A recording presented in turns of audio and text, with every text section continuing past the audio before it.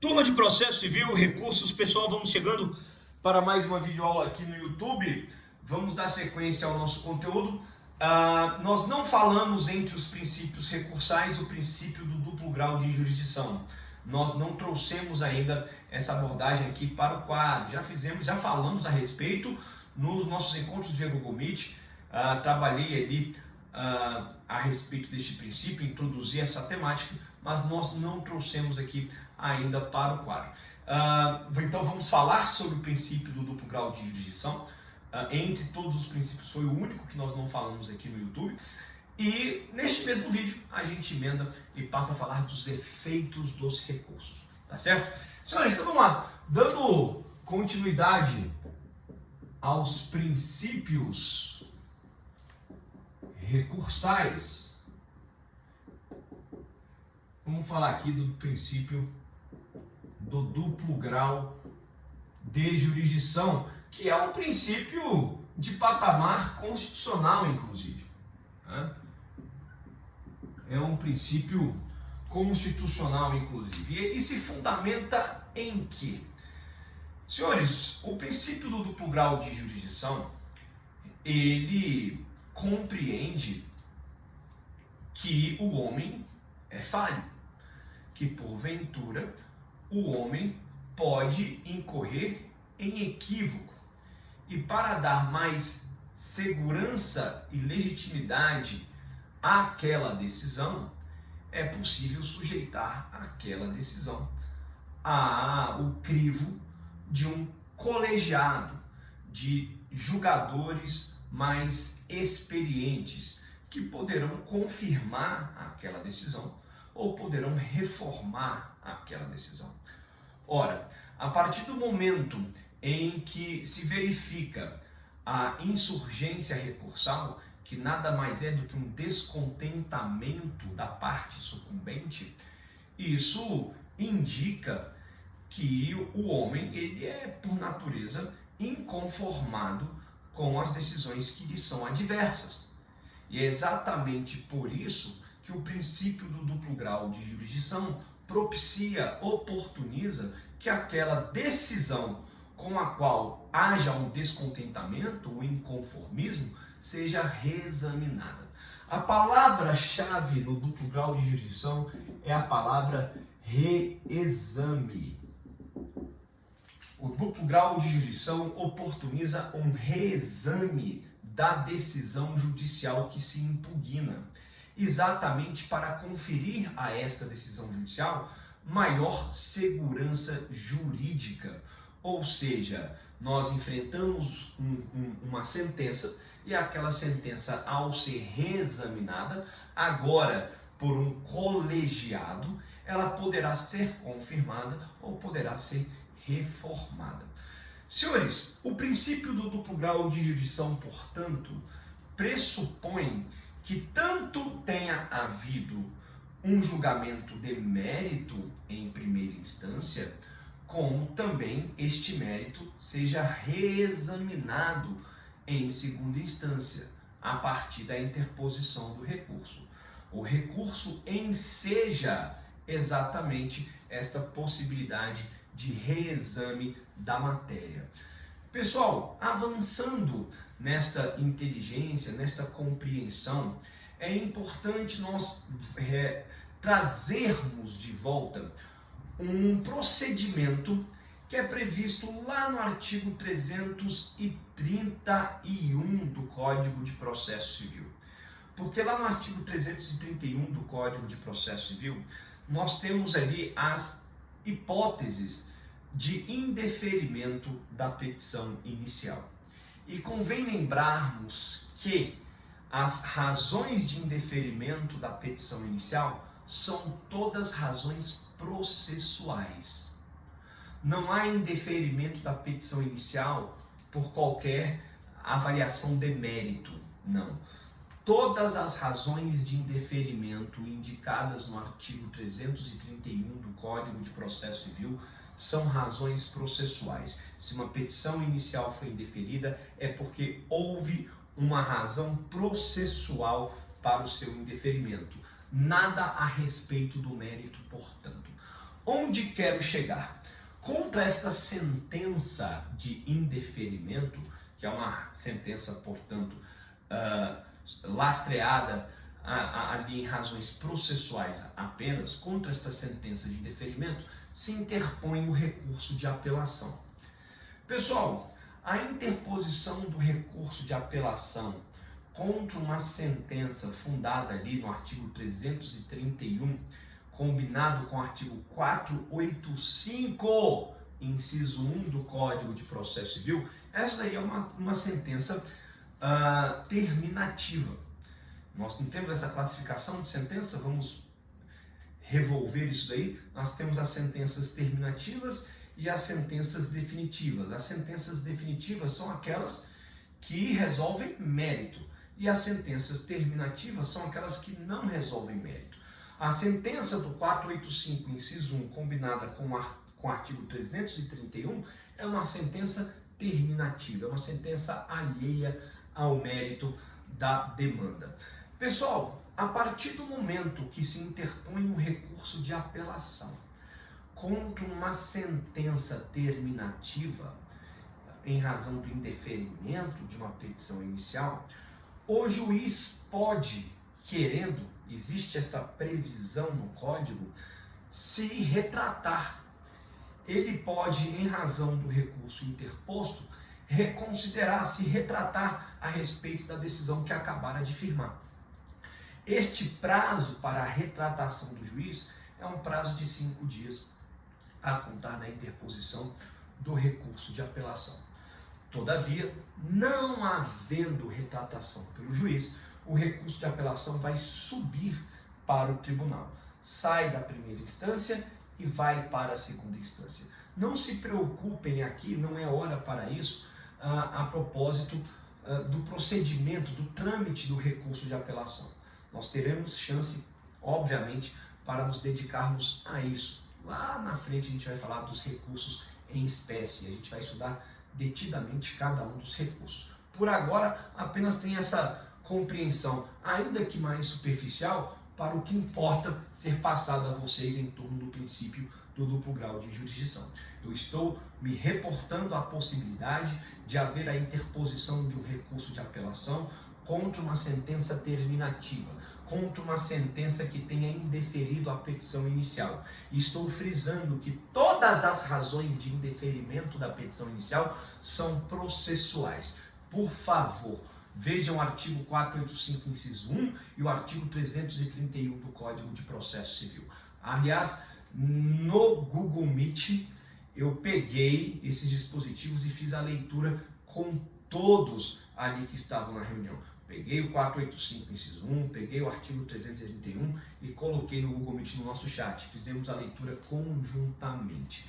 Senhores, contra uma sentença terminativa, se interpõe um recurso de apelação. O juiz pode se retratar no prazo de 5 dias. Caso ele não se retrate no prazo de 5 dias, então o recurso de apelação sobe para o tribunal, vai para a segunda instância.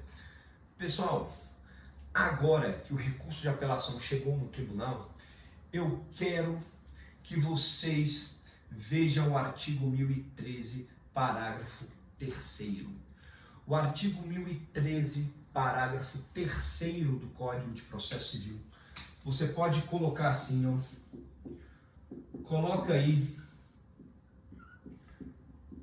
do lado aí do seu vade-mecum, você coloca assim, teoria da causa madura. Por quê? Porque o artigo 1013, parágrafo 3º do Código de Processo Civil, dispõe que o tribunal, ao apreciar o recurso de apelação, deverá, veja aí, olha o verbo que aparece no 1013, parágrafo 3º, diz que o tribunal deve julgar o mérito, perdão, que o tribunal deve julgar o mérito, se o processo, diz o dispositivo, se o processo estiver em condições de imediato julgamento. Sublinha aí, condições de imediato julgamento. Se você estiver olhando pela internet, aí no site do Planalto, coloca aí no seu computador, condições de imediato julgamento, coloca sublinhe, negrita. O que significa condições de imediato julgamento? Perdão. Pessoal, condições de imediato julgamento significa que o processo está apto para julgamento. Condições de imediato julgamento significa que o processo esteja apto ao julgamento. O que significa o processo estar apto ao julgamento? Significa que o processo está maduro. Significa que o processo não depende, isso é muito importante, que o processo não depende de fase instrutória. O processo não depende de conjuntura probatória. A questão é só de direito. Ou, se houver questões de fato, elas já estão devidamente provadas pelos documentos que já estão no processo. Ou seja, o processo está absolutamente esclarecido. Ele não depende de prova testemunhal, ele não depende de perícia, ele não depende de nenhuma outra prova. O processo está maduro. O processo atingiu um grau de maturidade, ele está apto, ele está em condições de imediato julgamento. Por isso se diz teoria da causa madura. Teoria da causa madura porque o processo está maduro para julgamento. Isto é, o processo, a demanda, versa apenas exclusivamente sobre questão de direito. Ou, se versando a respeito de questões de fato, estas já estão devidamente elucidadas, esclarecidas, dispensando o avanço do processo para a fase instrutória. Ora, se isso se verifica, o tribunal, ao apreciar o recurso de apelação interposto contra uma sentença terminativa, contra uma sentença que tenha indeferido a petição inicial, por favor, prestem atenção nisso. Houve apreciação de mérito lá embaixo? Não houve. Não houve apreciação de mérito. Se não houve apreciação de mérito lá embaixo, significa que neste momento em que o tribunal vai julgar o recurso de apelação, ele não irá reexaminar o mérito. Eu não posso falar em reexame se sequer houve o exame. Não houve exame de mérito. Não houve, porque a petição inicial foi indeferida. O juiz não se debruçou a respeito do mérito, ele indeferiu a petição inicial, a sentença é terminativa, a sentença não é definitiva. Se não houve se agora, em razão do recurso de apelação, não se pode falar em reexame, mas sim, isto é verdade, em exame, porque o mérito será apreciado pela primeira vez. Não houve exame de mérito lá embaixo. Então, o tribunal, ele pode sim reformar a sentença, dando provimento ao recurso de apelação, porque ao contrário da sentença, o tribunal entendeu que sim, a petição inicial é legítima, ela merece um positivo juízo de admissibilidade. A sentença falou que a parte é ilegítima. Ilegitimidade da parte. O tribunal vai lá e fala, não, a parte é legítima. E além de falar que a parte é legítima, o tribunal, nos termos do artigo 1013, parágrafo 3º, procederá ao julgamento do mérito. Por quê? Porque o 1013, parágrafo 3º fala, tá aí, o tribunal deve julgar o mérito. E se o tribunal deve julgar o mérito, então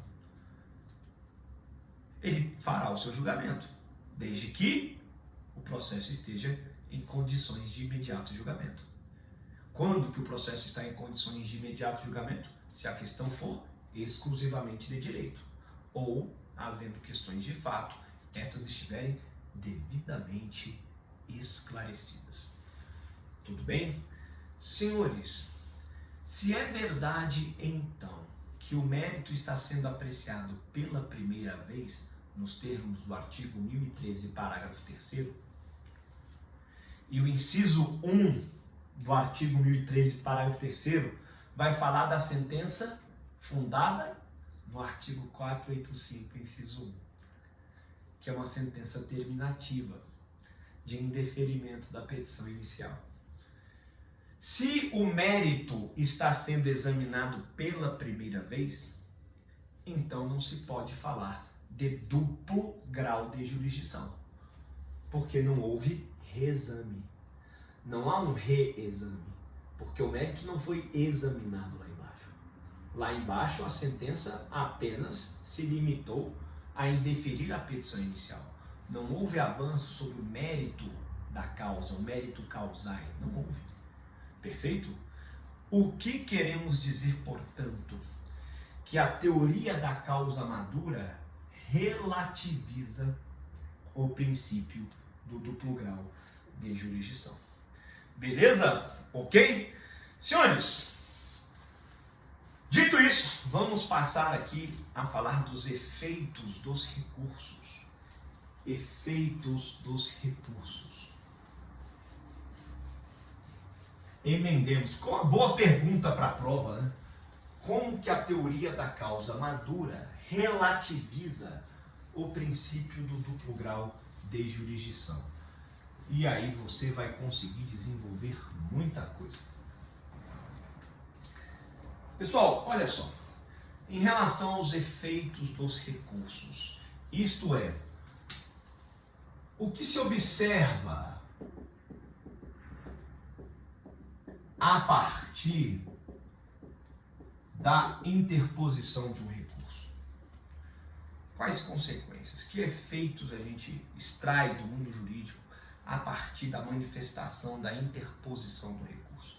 Primeiro, vamos falar aqui do efeito obstativo da coisa julgada. Ora, senhores, a partir do momento em que a parte interpõe o recurso, ela evita a formação da coisa julgada. Ela impede o trânsito em julgado. Ela procrastina o processo, adiando a formação da coisa julgada. A sentença é publicada. As partes são intimadas da sentença. A partir daquele momento, teremos 15 dias úteis para que o recurso de apelação seja interposto. Exaurido o prazo, sem que tenha havido a interposição do recurso de apelação, trânsito em julgado. Agora, se no 12º dia, se no 13º dia, se até o 15º dia do prazo houver a interposição do recurso de apelação, a coisa julgada que se formaria, ela é protraída, ela é adiada no processo. A interposição do recurso tem o efeito de obstar a formação da coisa julgada no processo. Tranquilo para nós isso, sim? Beleza? Senhores, efeito substitutivo. O que é esse efeito substitutivo? Ora, a partir do momento em que o recurso é interposto, se reivindica uma nova decisão no processo. E esta nova decisão no processo a ser prolatada, porque a decisão em razão do recurso interposto é a resposta jurisdicional ao recurso interposto, a partir deste momento, esta nova decisão que se prolata em razão do recurso, ela substitui a decisão anterior. A decisão judicial que se estabelece como resposta jurisdicional ao recurso interposto substitui a decisão anterior. Tanto que, a partir de então, qualquer ato de recorrer levará em consideração esta nova decisão judicial e não a sentença, a decisão anteriormente recorrida. Então, a partir da nova decisão judicial que se prolata, aquela primeira decisão ficará como um documento histórico no processo, diz o Fred Didier. ficará com um documento histórico no processo. Por quê? Porque a nova decisão substitui a decisão recorrida. Okay? O efeito substitutivo propiciado pela interposição do recurso, quando se extrai uma nova decisão judicial como resposta ao recurso interposto, substituindo no processo a decisão anteriormente impugnada. Tranquilo também, né? Então, efeito obstativo da coisa julgada, efeito substitutivo. Efeito devolutivo. Efeito devolutivo. Senhores, o efeito devolutivo, ele significa que o recurso devolve ao tribunal, e aqui eu quero trabalhar com o recurso de apelação, tá? O recurso de apelação devolve ao tribunal exatamente a matéria impugnada.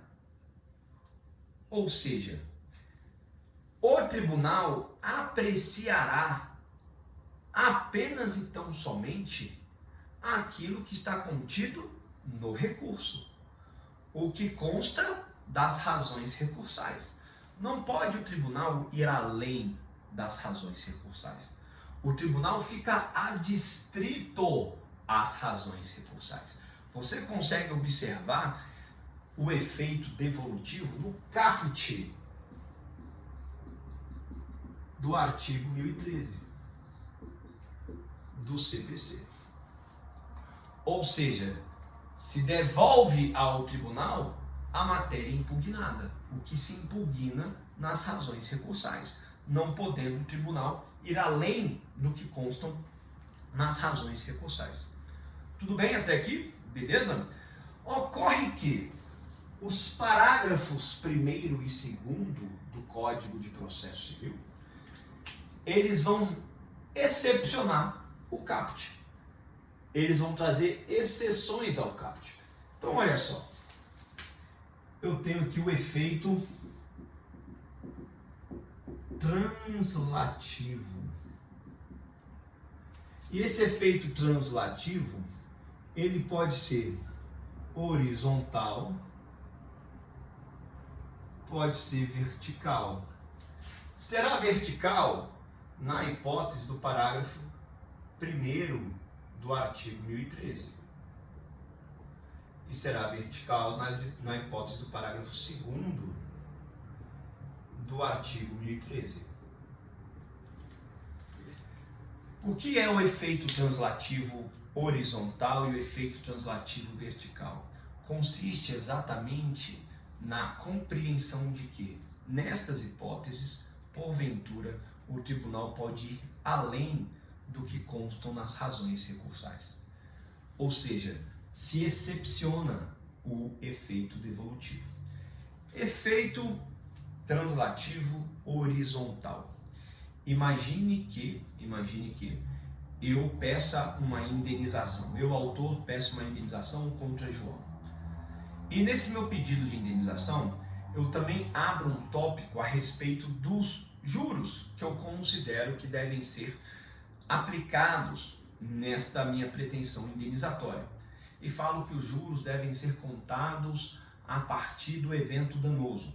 Por exemplo, senhores, se o meu julgamento for de improcedência, se o juiz concluir que eu não tenho direito à indenização, faz sentido que o juiz venha decidir, venha se pronunciar a respeito dos juros?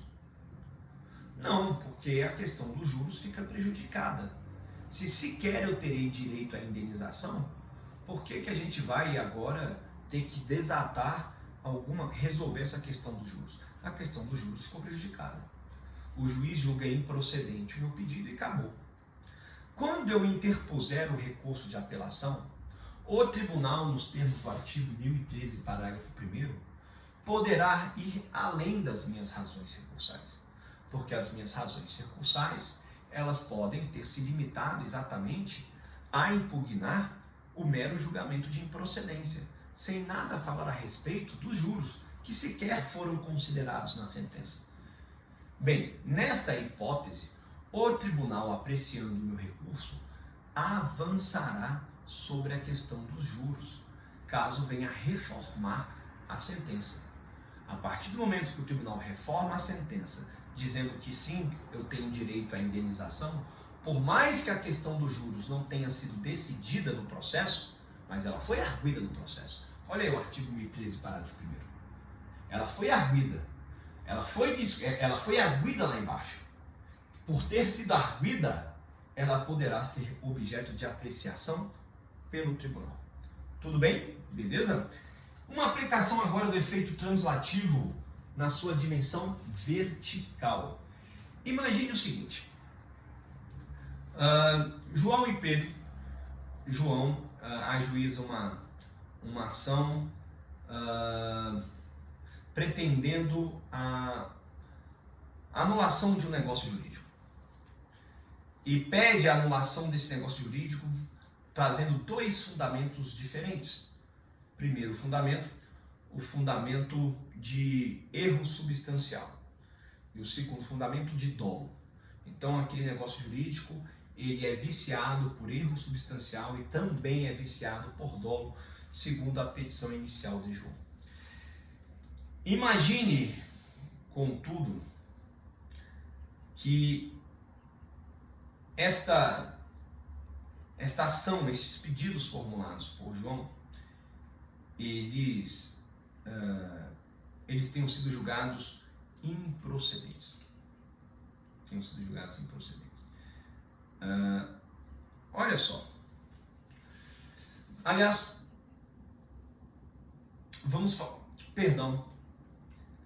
os pedidos foram julgados procedentes. João pretende a anulação de um negócio jurídico, trazendo dois fundamentos para tanto: erro substancial e dolo. Este é o nosso exemplo, correto? Erro substancial e dolo. O juiz julga procedente o pedido de João e reconhece que houve erro substancial e julga procedente e anula o negócio jurídico. Pedro vai recorrer. Pedro interpõe o recurso contra a sentença que julgou procedente os pedidos de João. A sentença nada falou a respeito do dolo, porque para a sentença anular o negócio jurídico, que era a pretensão de João, era o pedido de João, tão somente ao examinar o erro substancial, já era bastante. Já era suficiente. Qual que era a pretensão do João? Anular o negócio jurídico. João trouxe dois fundamentos. A sentença olhou para o primeiro fundamento e falou assim, é mesmo. Existe um erro substancial aqui e anula o negócio jurídico. Pedro interpõe recurso de apelação contra a sentença. As razões recursais, portanto, as razões recursais de Pedro se limitam a impugnar a sentença, a falar a respeito. Qual que é a dialética recursal? Princípio da dialeticidade. Qual que é a dialética recursal? A dialética recursal é com o fundamento do erro substancial, que é o fundamento da sentença. A sentença não falou a respeito do dolo, porque não precisava falar a respeito. Pedro então interpõe um recurso de apelação impugnando a sentença. Ok, beleza. Senhores, o tribunal irá se pronunciar também a respeito do fundamento do dolo. Também. Este é o efeito translativo vertical, porque eu tenho dois fundamentos relativos ao mesmo capítulo. Ou seja, qual que é o capítulo? A anulação do negócio jurídico. Eu tenho dois fundamentos. Pode ser o fundamento da petição inicial, pode ser o fundamento da defesa. Mesmo que a sentença tenha se baseado apenas em um fundamento, o outro foi arguido. Então, o tribunal poderá apreciar esta segunda razão recursal. Esta segunda razão que não aparece no recurso, não consta do recurso, mas foi objeto de manifestação lá na origem, pelo autor na petição inicial ou pelo réu na defesa. Veja aí o 1013, parágrafo 2º. Beleza? Tá bom? Senhores, Vejam que, a rigor, pelo efeito devolutivo, o tribunal apenas decide a respeito das razões recursais. E aí o parágrafo 1º relativiza o caput. Por quê? Porque permite a apreciação de outras razões que não constam do recurso, que não se circunscrevem ao recurso. Da mesma forma, o parágrafo 2º. E o parágrafo 3º? O parágrafo 3º é a teoria da causa madura, que também excepciona o caput. Porque lá, na teoria da causa madura, eu tenho uma sentença terminativa. E o que o tribunal faz? Avança sobre o mérito. Então vejam que os parágrafos 1º, 2º e 3º, eles excepcionam o efeito devolutivo. Tudo bem? Beleza? Existe mais alguma outra possibilidade, professor, do tribunal se manifestar a respeito de questões que não constem das razões recursais? Sim, matérias de ordem pública. Então, além destes 3 parágrafos, você pode também aí acrescer as matérias de ordem pública, que podem ser decididas de ofício pelo juiz. Beleza? Ok? Senhores, vamos para o último efeito. Efeito suspensivo.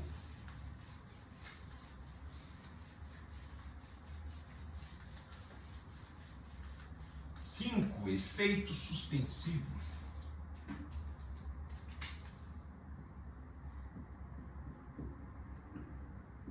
No CPC, o efeito suspensivo pode ser op legis e pode ser op judicis. Ou seja, por força de lei ou por força de decisão judicial. O efeito suspensivo será op legis se o próprio código disser que aquele determinado recurso tem efeito suspensivo. Quando o código não disser que aquele recurso tem efeito suspensivo, é porque ele não tem. E se ele não tem efeito suspensivo, a única possibilidade deste recurso alcançar o efeito suspensivo é com efeito op judicis, por decisão judicial. Já que a lei não confere o efeito suspensivo, o recorrente vai buscar o efeito suspensivo junto ao magistrado. Essa é a lógica. Efeito suspensivo op legis, efeito suspensivo op judicis. Se o recurso é dotado de efeito suspensivo, op legis, por força de lei, ou se o recurso alcança o efeito suspensivo por conta de decisão judicial, a atribuição de efeito suspensivo, seja por lei, seja por decisão judicial, impede a execução da decisão, mesmo que se cuide de uma execução provisória. Não pode haver execução de uma decisão que tem os seus efeitos suspensos. Como que eu vou executar algo cuja eficácia esteja suspensa? Tá? Não tem como. Então, o efeito suspensivo, ele impede a execução, ele impede o cumprimento de sentença. Ok? O efeito suspensivo, ele impede o cumprimento de sentença. Senhores, quem é aqui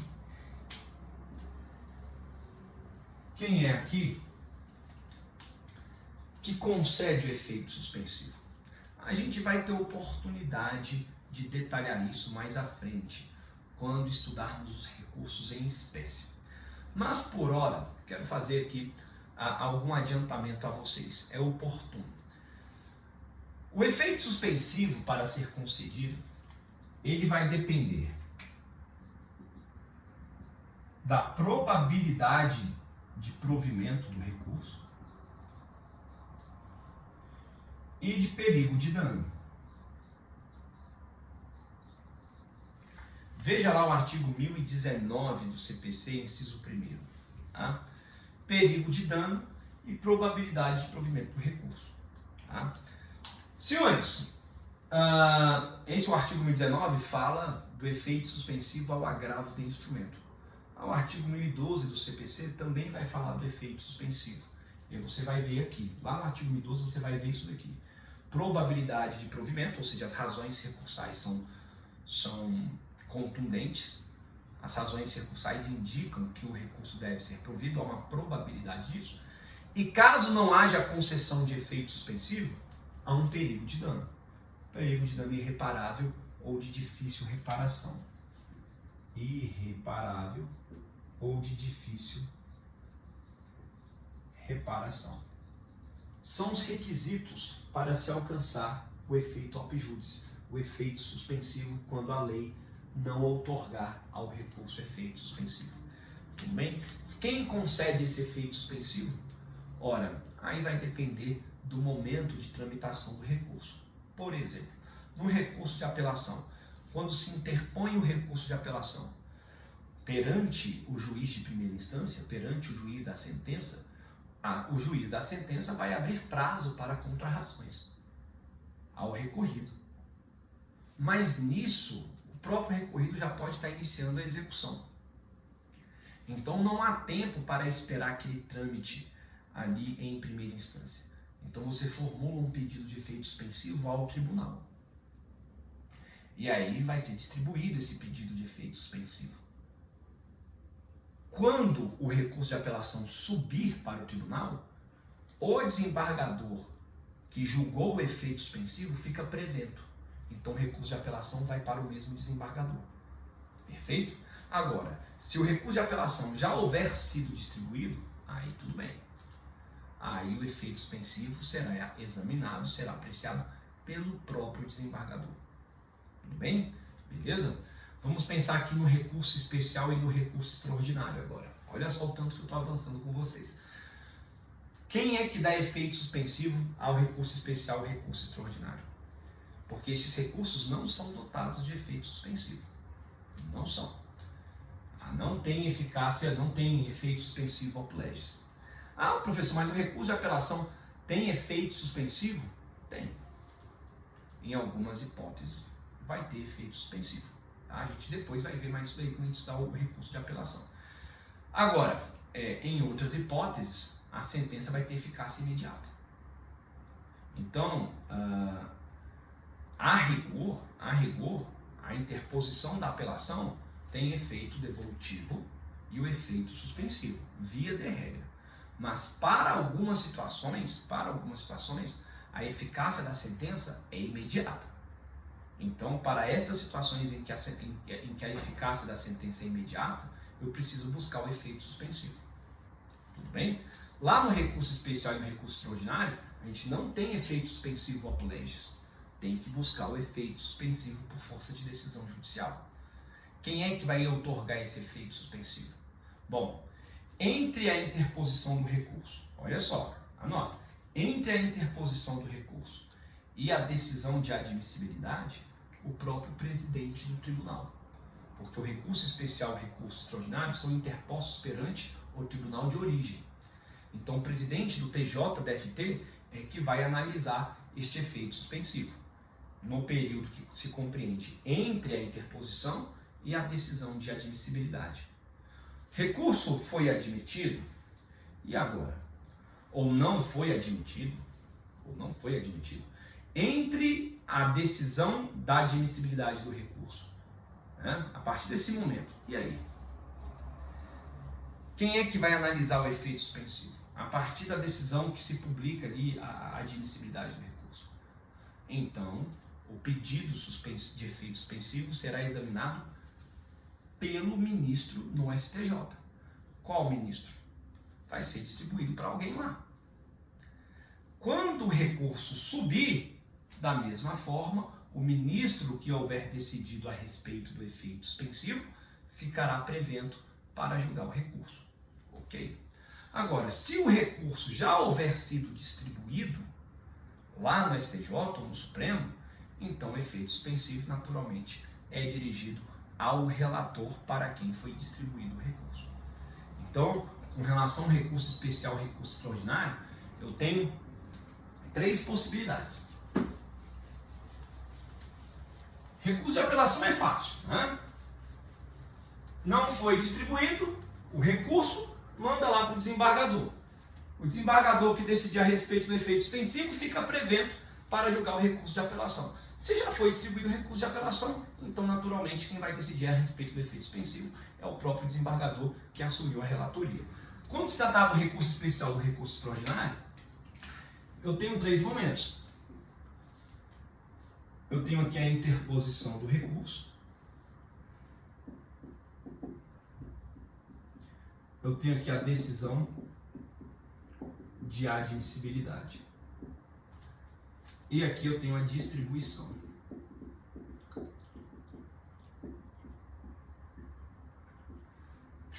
Entre a interposição e a decisão de admissibilidade, o presidente do tribunal vai julgar o efeito suspensivo ou não. Entre a decisão de admissibilidade e distribuição do recurso, aí vai para o STJ ou o STF, vai para um ministro. Depois que o recurso foi distribuído, vai para o relator. Sendo que nesta hipótese, o relator fica prevento. Esse daqui que decidir fica prevento para assumir a relatoria.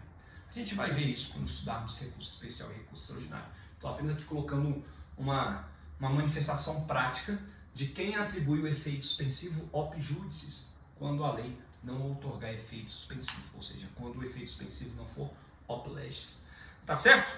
Pessoal, mais aí um conteúdo que a gente avança, que a gente conclui, tá? Até a próxima aula. Obrigado!